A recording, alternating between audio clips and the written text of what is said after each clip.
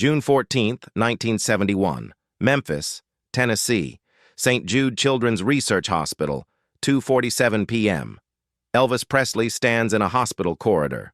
White walls, fluorescent lights, the smell of antiseptic. Silence.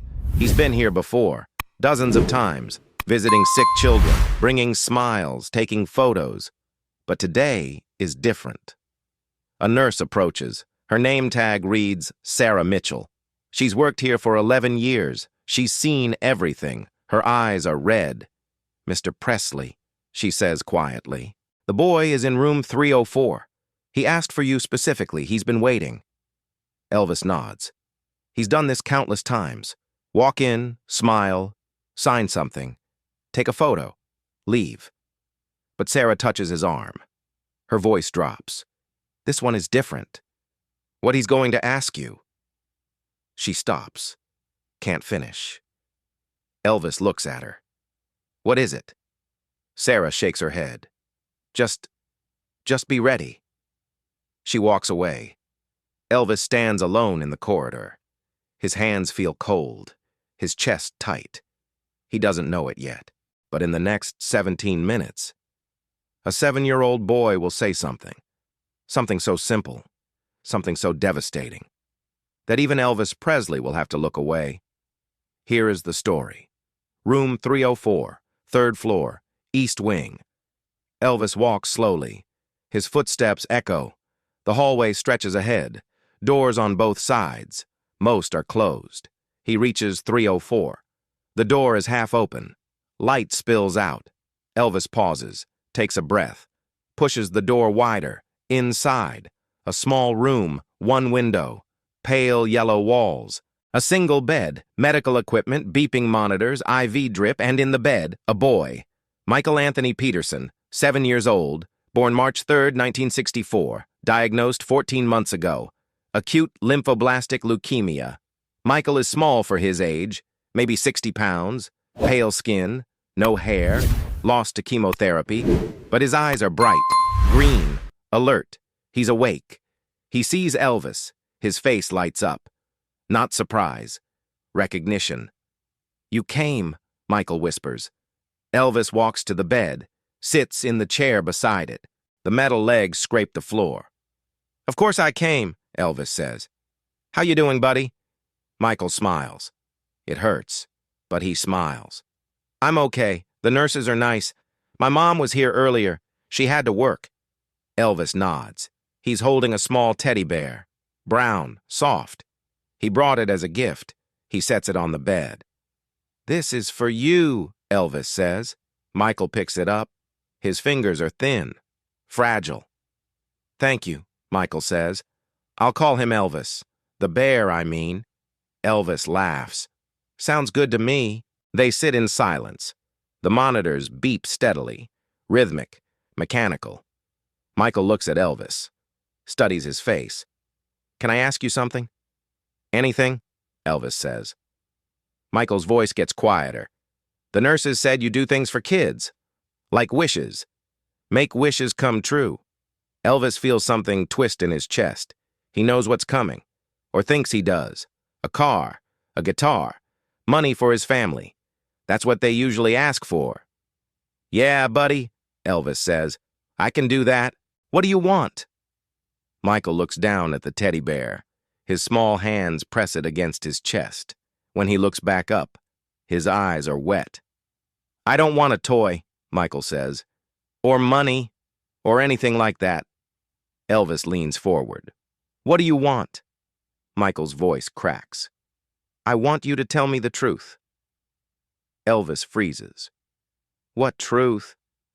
Michael takes a shaky breath. "Am I going to die?"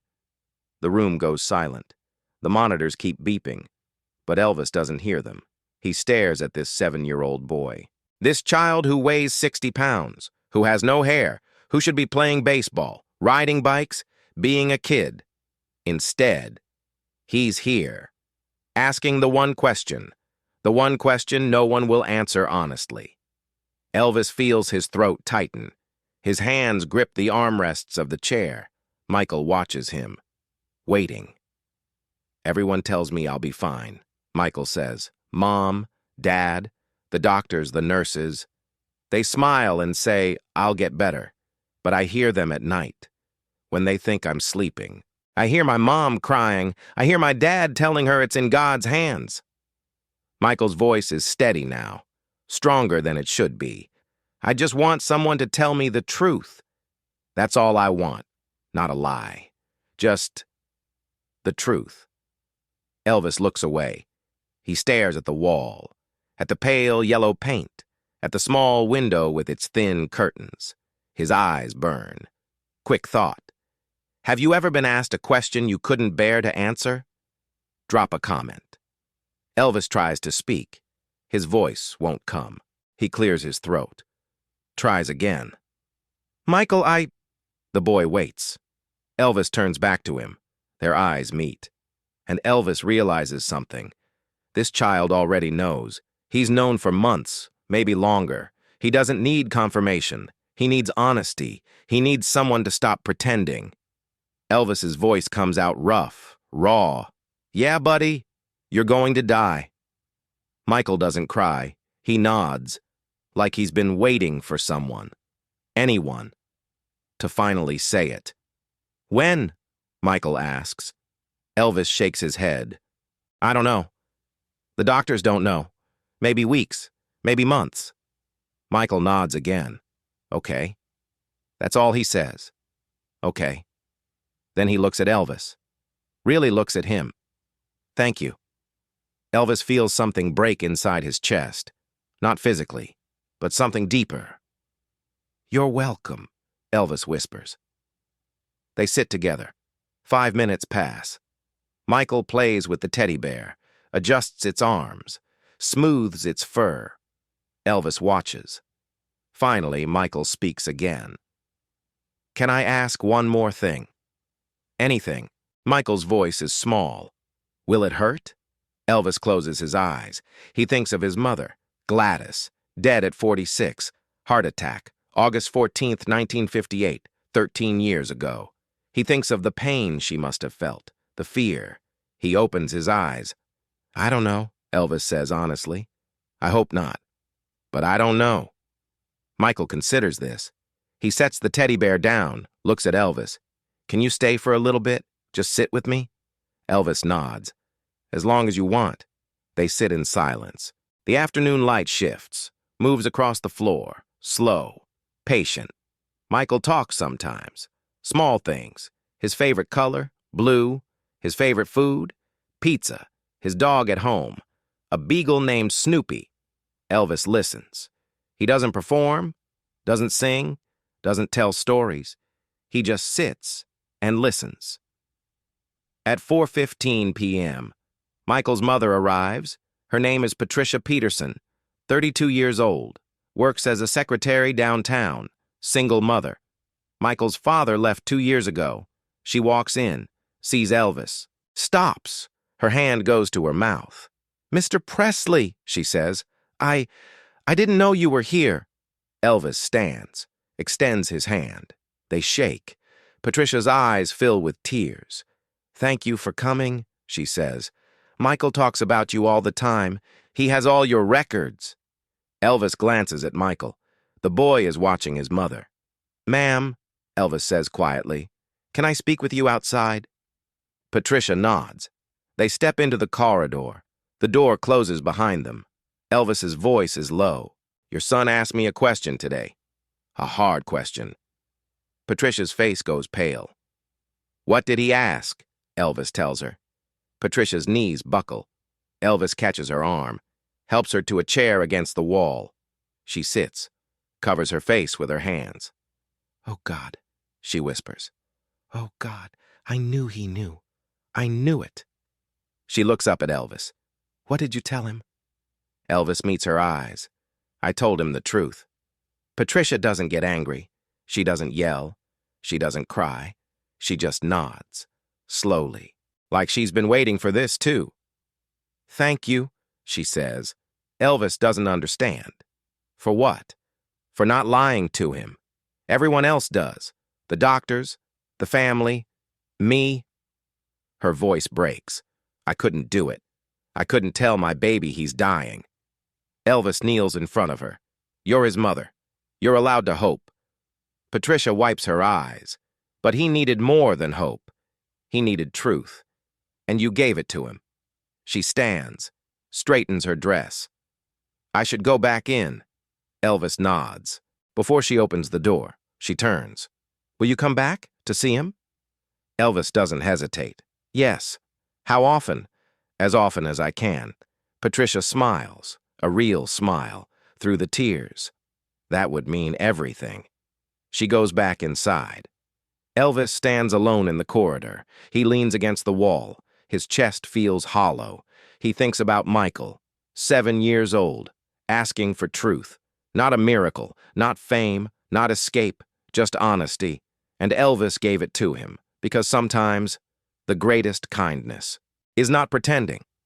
Elvis visits Michael 6 more times.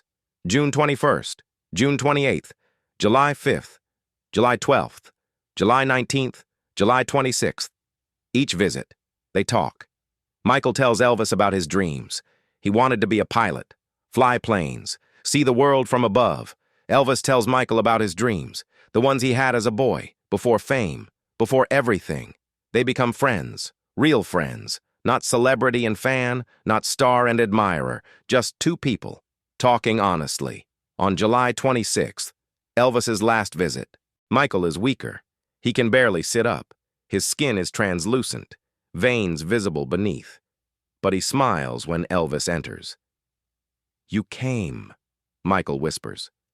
Elvis sits, takes Michael's hand, always. They don't talk much that day. Michael is too tired. But he holds Elvis's hand, and Elvis sits with him for 3 hours. Just sits. At 6 p.m., Michael falls asleep. Elvis kisses his forehead, whispers, You're the bravest kid I've ever met. He leaves, drives back to Graceland, doesn't speak to anyone, goes to his room, sits in the dark. August 3rd, 1971, 3:17 a.m. The phone rings at Graceland. Elvis answers. It's Patricia Peterson. Her voice is calm, too calm. Mr. Presley? Michael passed away tonight. 9:42 p.m., peacefully, in his sleep. Elvis closes his eyes. I'm sorry, he says. Patricia's voice doesn't waver. He wasn't scared. At the end, he told me he wasn't scared. Because you told him the truth. And he could prepare. He could say goodbye. Really say goodbye. She pauses. Thank you for being honest with him. When no one else could. Elvis can't speak. Patricia continues. The funeral is August 7th, St. Peter's Catholic Church, downtown Memphis, 10 a.m. If you want to come, you'd be welcome. Elvis nods, even though she can't see him. I'll be there. August 7th, 1971, St. Peter's Catholic Church, Memphis, Tennessee. The church is small, maybe 50 people, family, friends, nurses from St. Jude, and Elvis. He sits in the back row, wears sunglasses, dark suit. Tries to go unnoticed. The service is simple. A priest speaks. Patricia speaks. Michael's aunt speaks. They talk about his bravery, his kindness, his love of life. Then Patricia mentions something. She tells the congregation about Elvis's visits, about the truth he gave her son. She doesn't cry. She thanks him, publicly, for giving Michael peace. Elvis stares at his hands. After the service, the burial, Calvary Cemetery, East Memphis, Plot 47, Section C, Michael Anthony Peterson. March 3rd, 1964, August 2nd, 1971, beloved son. The headstone is small, white marble. Elvis stands at the graveside, long after everyone leaves. He stares at the fresh dirt, the flowers. He thinks about Michael's question, Am I going to die? And his own answer, Yeah, buddy, you're going to die, the hardest truth Elvis ever told, and the most necessary. In 1973, 2 years later, Elvis makes a large donation, $500,000, to St. Jude Children's Research Hospital. No press release, no publicity, no announcement. Just a check, delivered quietly, with one request. That part of it go toward end-of-life care training for staff, teaching them how to talk to children, about death, about truth, about honesty. The hospital agrees. They create a program, the Michael Peterson Truth Initiative, training doctors, training nurses, teaching them that sometimes children need honesty more than hope. The program still exists today. In 2025, 54 years later, St. Jude uses Michael's story. In their training materials, they tell new staff about the 7-year-old boy who asked for truth and about Elvis Presley, who gave it to him. Patricia Peterson is still alive. She's 86 years old, lives in Nashville. In interviews, she talks about her son. She says the same thing every time. Michael died peacefully because someone finally stopped lying to him. Someone respected him enough to tell the truth. That someone was Elvis, the teddy bear, the one Elvis gave Michael. The one Michael named Elvis. Patricia kept it. For 54 years. It sits on a shelf in her living room, brown, worn, one eye missing, but still there, still holding the memory of a simple request from a boy who knew he was dying and just wanted someone to be honest.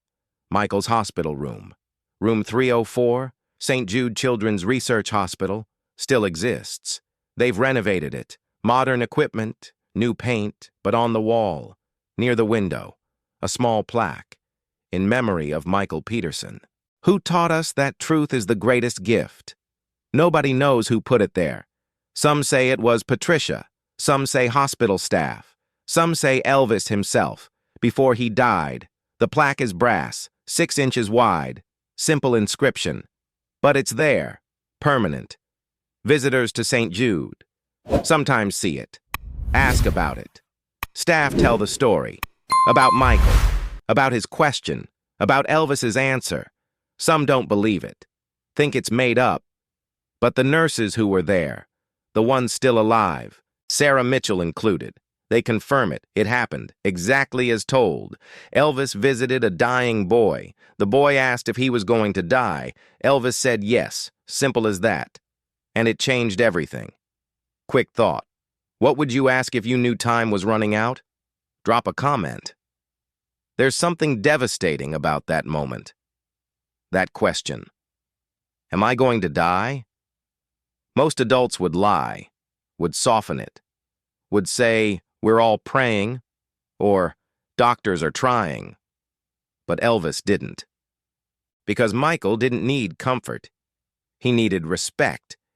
He needed to be treated, not as a dying child, but as a person, worthy of truth.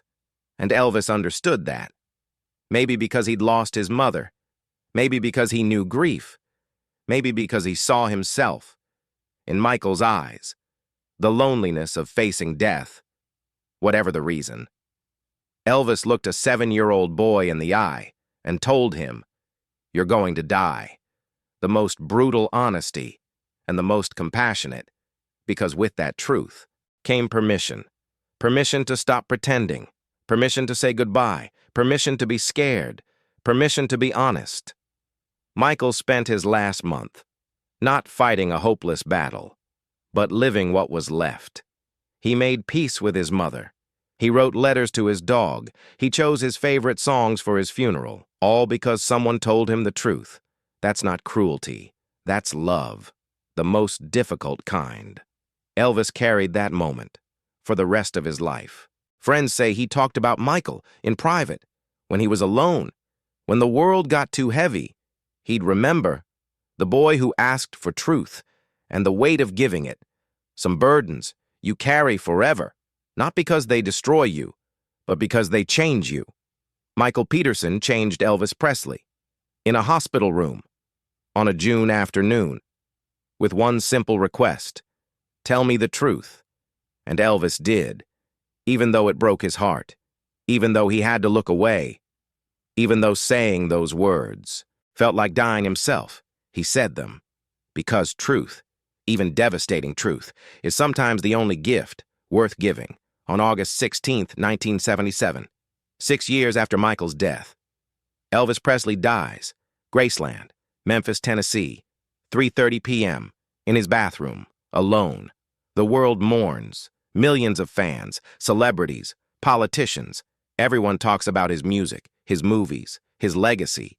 But at his funeral, buried in the crowd, Patricia Peterson stands. She's 38 years old.